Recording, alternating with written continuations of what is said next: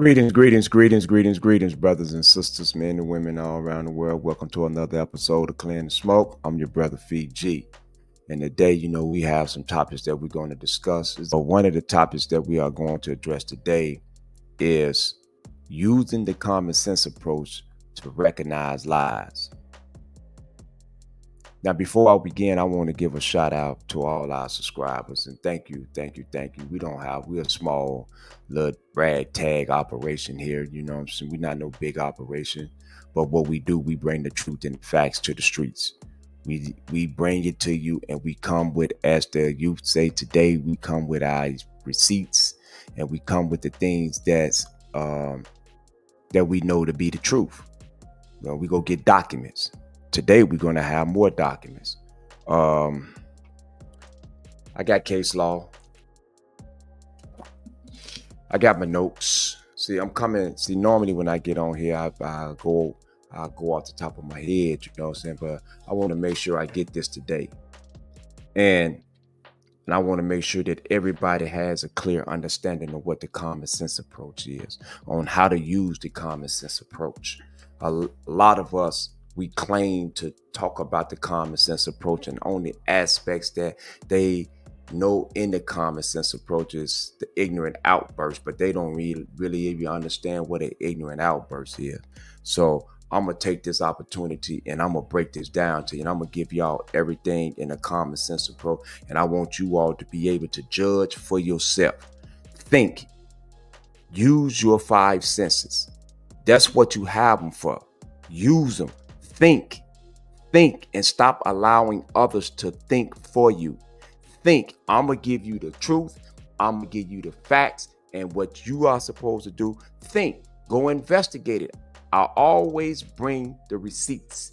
So go investigate. All right, to begin with, much respect, peace and respect to all organizations, no matter if it's growth and development, Black Disciples, Vice Lords, Latin Kings, Stones, Crips, Bloods, Simon City Royals. It don't matter to me one way or the other which organization it is.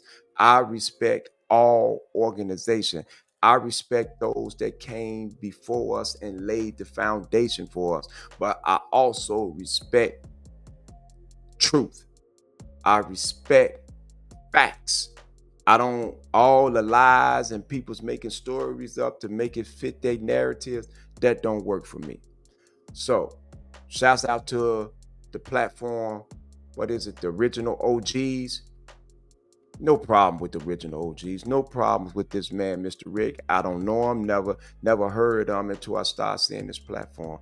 But much respect to Minister Rico, Tadpole, his family, the Ferguson, as well as the Hookers. I grew up with the Fergusons and the Hookers, so I know the Minister peoples. I was in Stateville with the Minister when I was a kid. The Minister don't probably remember me because, he had his own organization to really focus on, and he was a leader. So I got to give much respect to him. Much respect to the brother Benny Lee for all the work that he's putting in out here in the streets. You know what I'm saying? The good work that he's doing in his community. Thank you all. Thank you all. Thank you all. Thank you all. Thank you all to all the other older brothers that's then come from other different parts of the country that's representing where they from. Much respect to all of you. Now, Dirk Acklin, for 30-some, 40-some years now, Dirk has been spewing this story about Mr. Larry Hoover being an ambassador, being a Stone. Then he has his number one guy with him, Killer Red, who's also talking about how he made people's lock up. He made the GDs down in Pontiac lock up, and they was outnumbered 5-1, but he made them lock up. I've never known that, and I've been in a lot of situations, you know what I'm saying, but I ain't never seen us lock up. So, but that's what he said, and so we're going to get to that today. We're going to break it down. We're going to use the common sense approach. That's what he say. That's his story. Let's see if his story holds up. First thing that we want to do, though, We want to go to we want to make sure that everything that is being said is according. So we're gonna start out with Dirk. We lost King David in what year? 1974.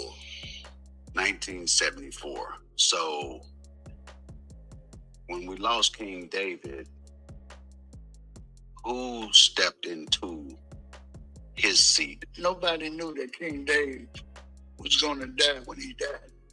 Sure. It was from kidney failure. Really? And yeah. Oh, okay. Because he got shot by accident in 1969. Okay, because I knew it was a shooting somewhere. Yeah. Yeah. In 1969, the guys and gals was on 68th and Halsted at the side where the alley was. Mm-hmm. And Larry Hoover lived on Green, the next block. Okay. Right in back of the alley. Mm-hmm. So when that happened, Larry Hoover went and got his mother a brand new car. Mm-hmm. Put King Dave in it. They took him to the hospital. So Larry took David. Yeah, this was right after, sometime after, it was in 69 that Larry Hoover became the king of the gangster nation. Oh, okay. Crowned by King Dave. Oh, okay. So King David made the transition. Yes, sir. To Larry. Yeah, because Tennessee, Prince, Old Timer, they all beginning to talk. And so Hoover at that time was an ambassador. Okay. For Jeff. Oh, for Jeff Ford. Yeah. And really? And we fought them up into 69.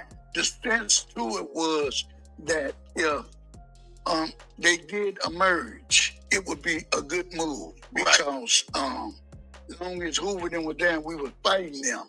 They actually had us closed in. Right. You know. So Jeff wouldn't give Larry what he wanted. Okay. So Larry wanted to rule his own peoples. Right. And Jeff was taking that from him because Jeff wouldn't allow him to be a man 21. What the fuck is he talking about? What the fuck is he talking about? What the fuck is this nigga talking about? All right, let's address this up. We're gonna break this down in a common sense approach. Now he say sometime in 1969, David crowned Larry a king. Up until that point, before 1969, before Larry became king or David crowned him as the king of the gangster nation, he was an ambassador for Jeff Ford and the Stones. Okay, so now we're gonna go to, see, we're gonna stick to the facts. We're gonna stick to the facts now. We ain't getting outside of the facts. We're going into the blueprint of a new concept. That's what we're gonna go. We're gonna go into that. All right. So what we want to do, we always want to be on point with our information. All right. We don't want to be outside of what's real. Okay. So let's get on point. Let's get on point now. We finna get into the gangster nation, right? So let's get into this here. Mind you now, Dirky said that he was an ambassador for Jeff.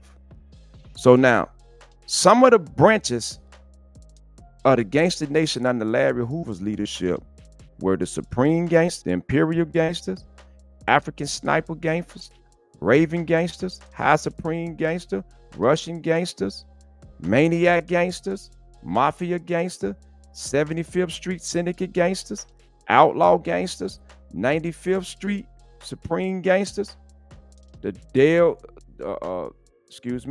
Gangsters, West Side Supreme Gangsters, Racketeer Gangsters, East Side Syndicate Gangsters, Genttown Gangsters, and the Black Pimp Gangsters of the West Side. Now, all of these gangster branches are up under Larry Hoover's leadership, according to the blueprint. Let's bring this back so y'all can see the blueprint. So if Larry is an ambassador for the Stones, so that means Larry, chief or leader at that time, was Jeff Ford.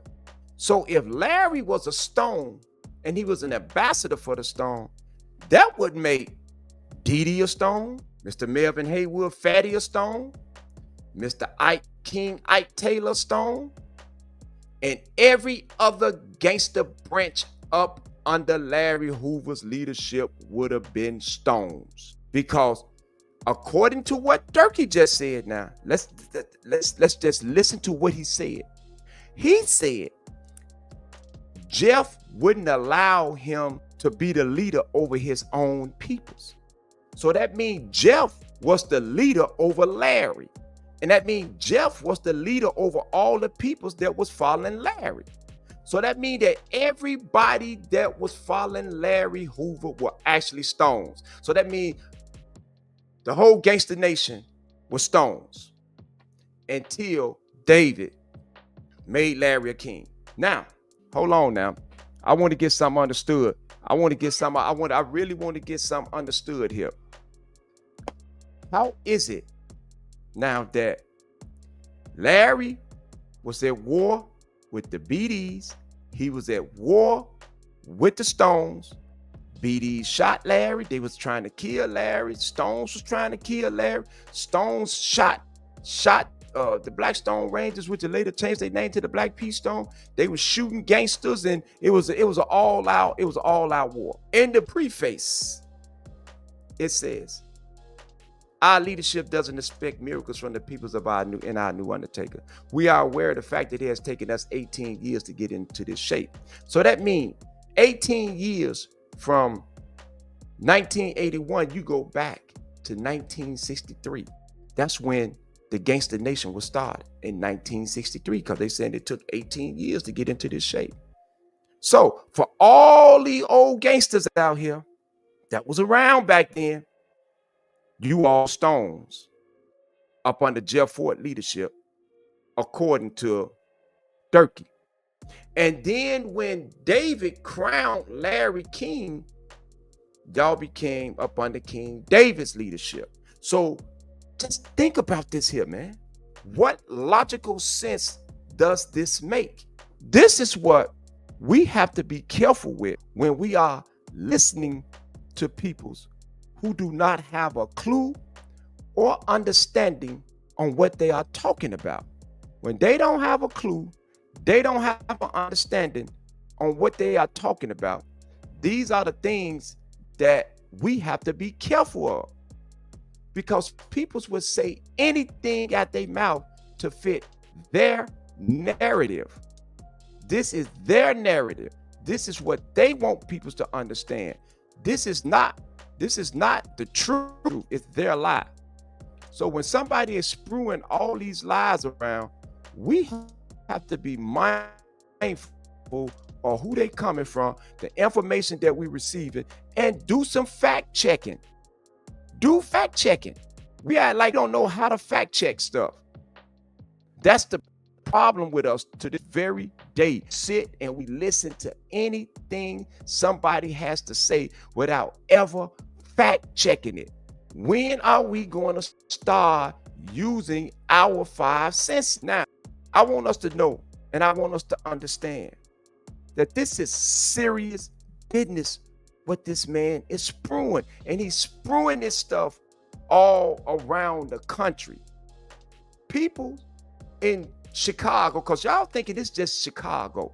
It's just not about no Chicago. The first thing that somebody will tell me is, oh man, everybody know Dirky is lying. No, everybody don't know Dirky is lying. Because you got men and women all over the United States of America that believes in these organizations, and they see Dirky as being one of the founders of the organization. But you got to remember, Dirky was born in 1954. So they see him as one of the founders of this organization, when he's lying. And when he's saying this stuff, nobody is disputing it. Because everybody in Chicago, they're like, oh man, we know Dirky is lying. We know he in disgrace with the real black disciples. We know he fell out with with Jerome Freeman, which later became Boss Jerome, also known as King Shorty in later years. He changed his name to Boss Jerome, his title rather. So we understand. They see everybody in Chicago know that. But people's outside of Chicago, they don't know this stuff. They don't know that. So it becomes our responsibility to say something. And after 40 something years, here I am, 56. I'm 56, going on 57. I've been fighting this fight for years. For years. And finally, Ike Taylor stood up and he made this, he said this here. He directed directly to Dirky. He said, Dirky, David did not make Larry a king. The supreme gangsters made Larry a president, chief, king, and chairman. Larry was never an ambassador or member of the BPSN. As with all street organizations' leadership, we had mutual respect for one another, causing the splitting of what KD, King David, and KH, King Hoover, put together has caused countless of brothers and sisters more death and damage than the wars in the East. That was directly to Dirky. That message was directly to Dirky. Kudos, hats off to Ike for speaking up. But I got to get back to this here. Ike said that Larry was never an ambassador of the BPSN. He was never a Stone. This what Ike said, because if Larry was an ambassador and he was a Stone, that means and Ike was his second in command, his right hand man. That would make Ike a Stone too. That would have made Didi a Stone. That would have made Head a Stone. That would have made everybody up under the Gangster Nations Stones. But see, y'all ain't even paying attention to this stuff. Y'all ain't even listening to this stuff that is being spewed out. So now, I want to give Dirky some kudos. This is all right. Y'all say, damn man, you just nailed him to the cross, feet. Why you gonna give him some kudos? I gotta give him kudos, bro.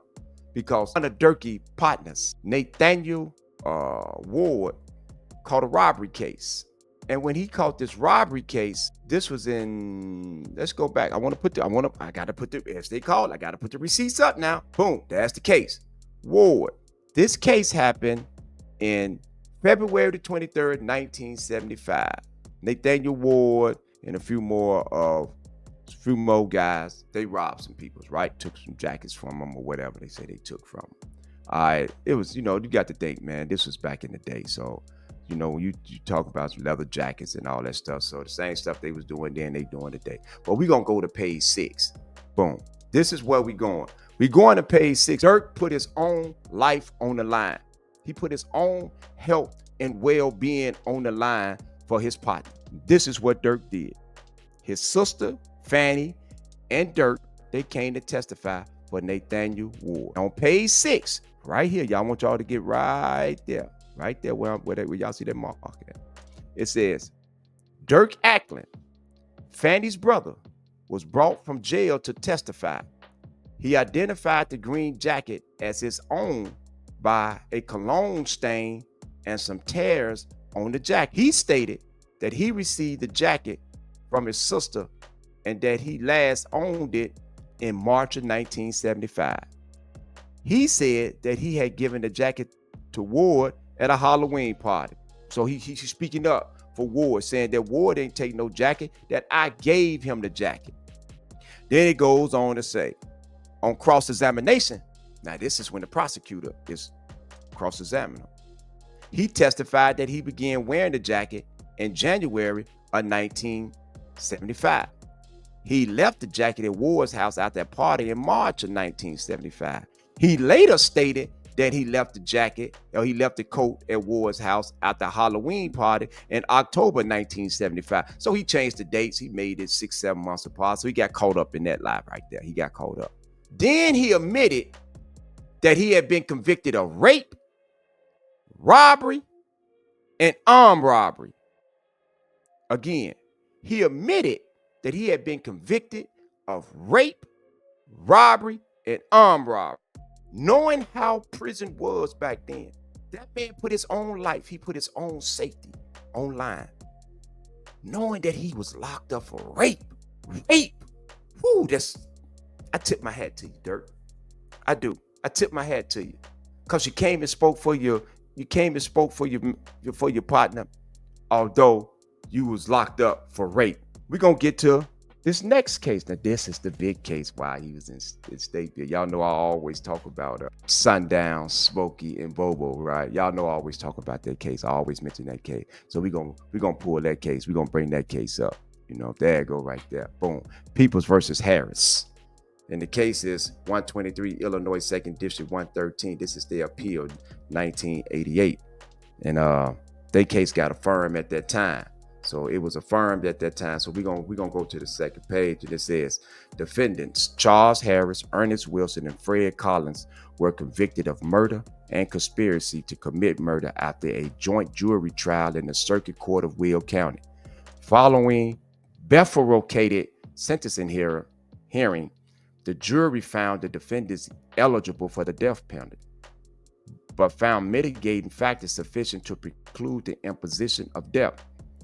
The trial court subsequently sentenced the defendants to imprisonment for natural life on their murder conviction. No sentence were imposed on their conspiracy conviction.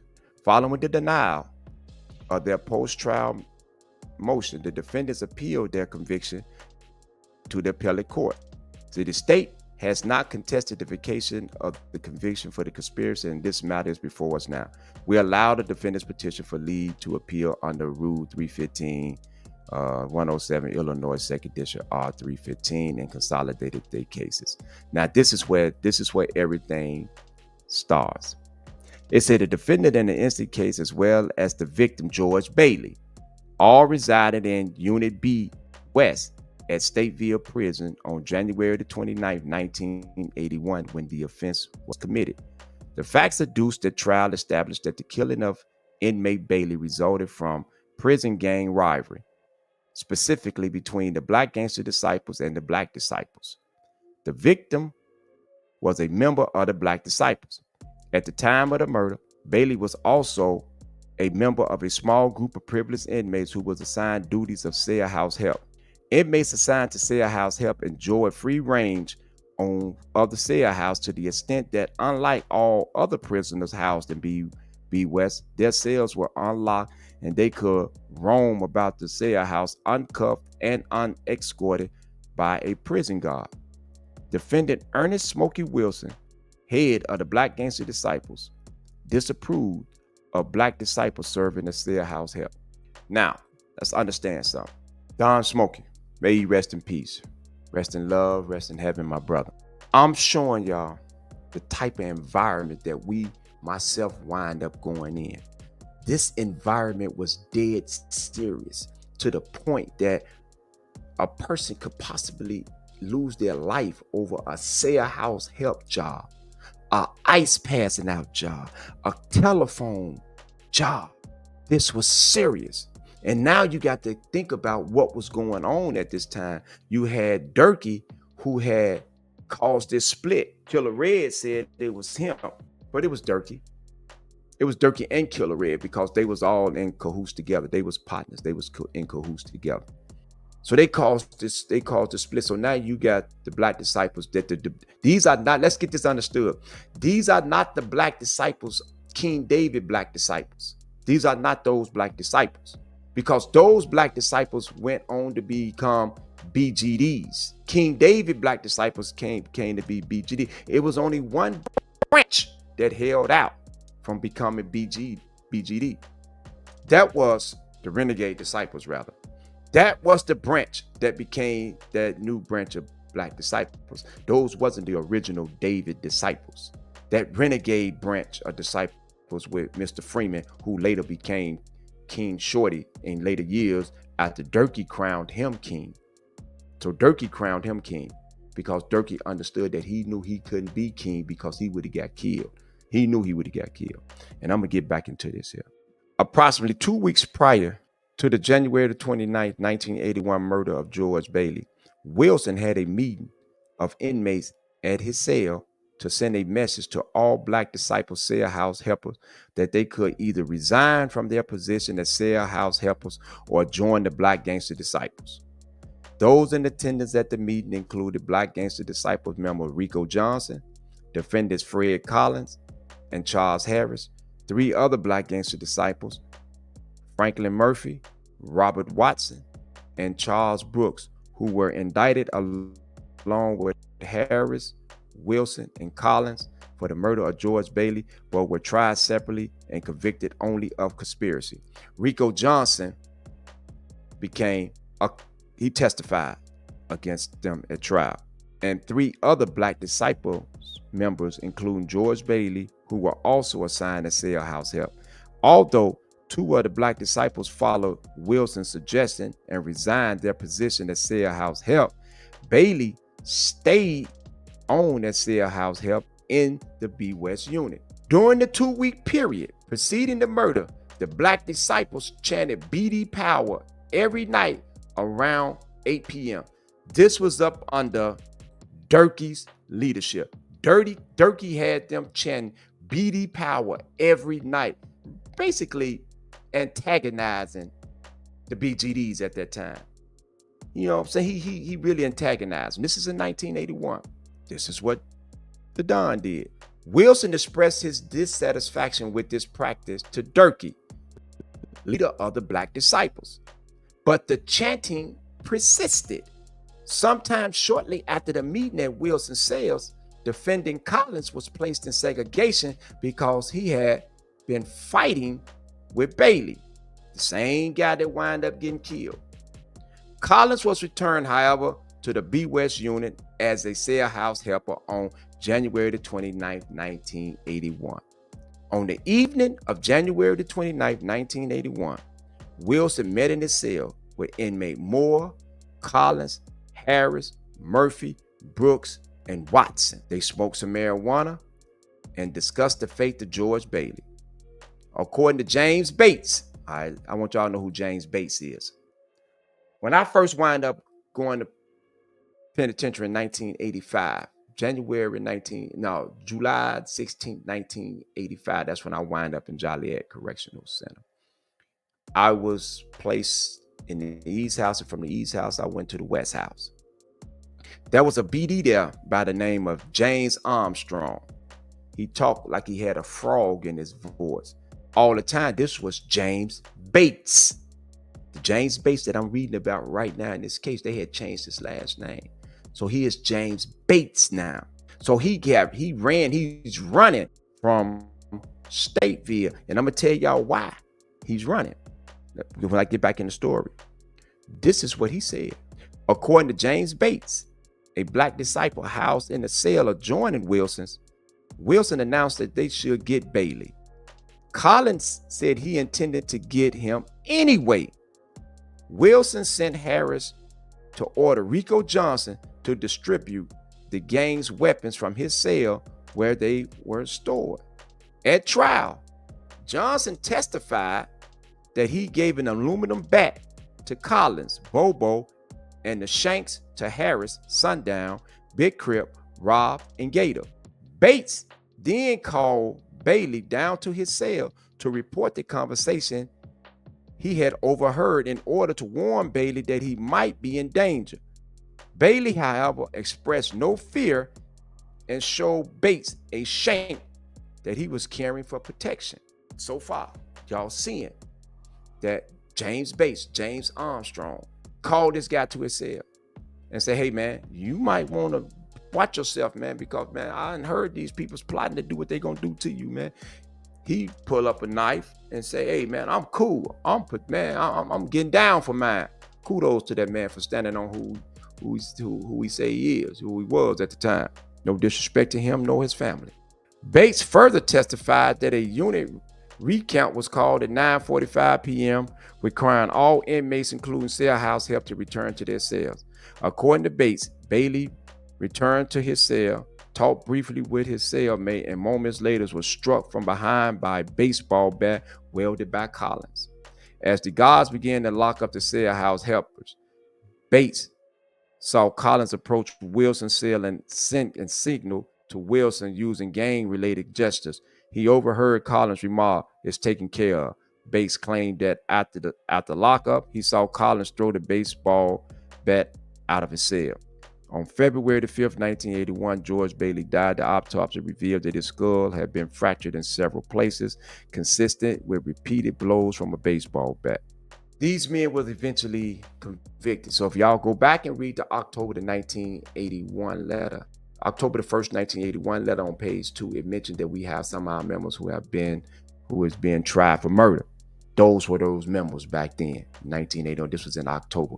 Then this letter came out. So those were those members, those 3 members that was being talked about right then and there.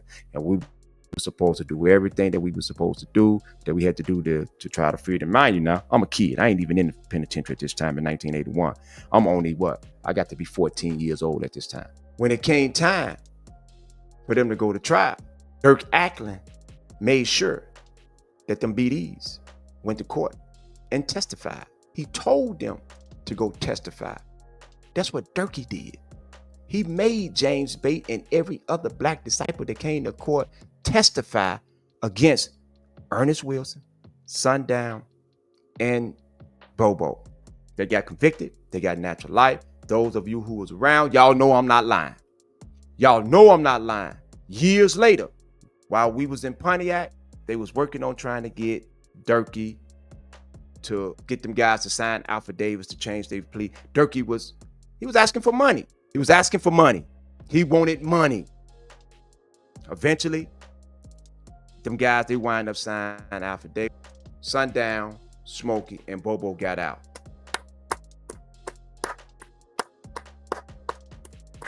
Dirk, you was the same person that sent them to court to testify to begin with. You done that. Now, Killer Red, you said that when you wind up in Pontiac, after coming back from the feds, because you was part of that situation where, I guess you was a part of that situation with Larry, that you wind up down in Pontiac and y'all made the gangsters block up. All right, let's address this here. Your rappy, Big Satan, Mr. Larry Hoover, approached him in Stateville. We're going to get to you too. Approached him in Stateville and told him that he better not be around there trying to organize nobody to become part of no street organization. You better not be talking to no street organization members. Your rappy, Big Satan, in the presence of another original who's still alive, said these exact words. Okay, Mr. Hoover, I'm not gonna be doing that. He get caught in the gym, upstairs in the weight room, talking to the black disciples. You think I'm lying? Ask Big Tony. Big Tony, since we want to bring the receipts out, Big Tony went upstairs in the weight room, knocked Satan out. Now tell me I'm lying. Tell me I am lying, Dirky. Tell me I am lying, Killer Red. Those are the receipts. Tony is still alive. Others are still alive. Mind you now, I'm not there, but I'm on the front line doing this fight. I'm on the front line, and I'm going to stay on the front line doing the fight because I'm fighting for an admirable cause, because people be lying so much and making themselves seem more than who they are. Now, when you wind up going down to Pontiac, them guys stabbed you up down there. Wasn't no lockup. You got stabbed up. You got stabbed so many times, man, that if you drink water mixed with blood would have been pouring out of your wounds. That's how many times you got stabbed up. So we ain't gonna be around here playing no funny bunny games. We gonna keep this stuff all the way real, all the way true.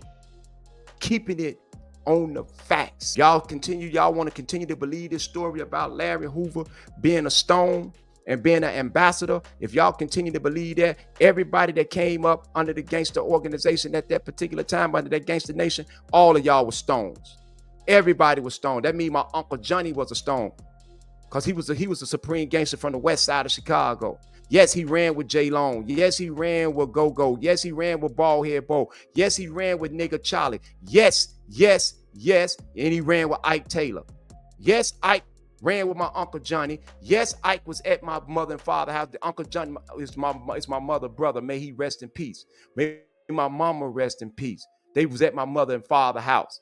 Yes, they had, yes, and I was a kid, you know what I'm saying? So I know all these, I know everything that was going on. I am not somebody that just out here speaking. I'm not finna be disparaging nobody's name. I'm not finna be calling you out your name. I'm not finna call nobody no monkeys. I'm not finna call nobody none. If you a clown, you a clown. I'm gonna call a fact a fact. I'm not gonna be disrespectful to you out there. If you did something right, I'm gonna tell you that you did right. I'm standing on the truth. I'm standing on the facts. So now why don't y'all answer all these questions on y'all disparage this man's name so much? Answer them questions. And on that note, I want to thank you all for tuning in to another episode of Clearing the Smoke. Thank you, thank you, thank you. Peace.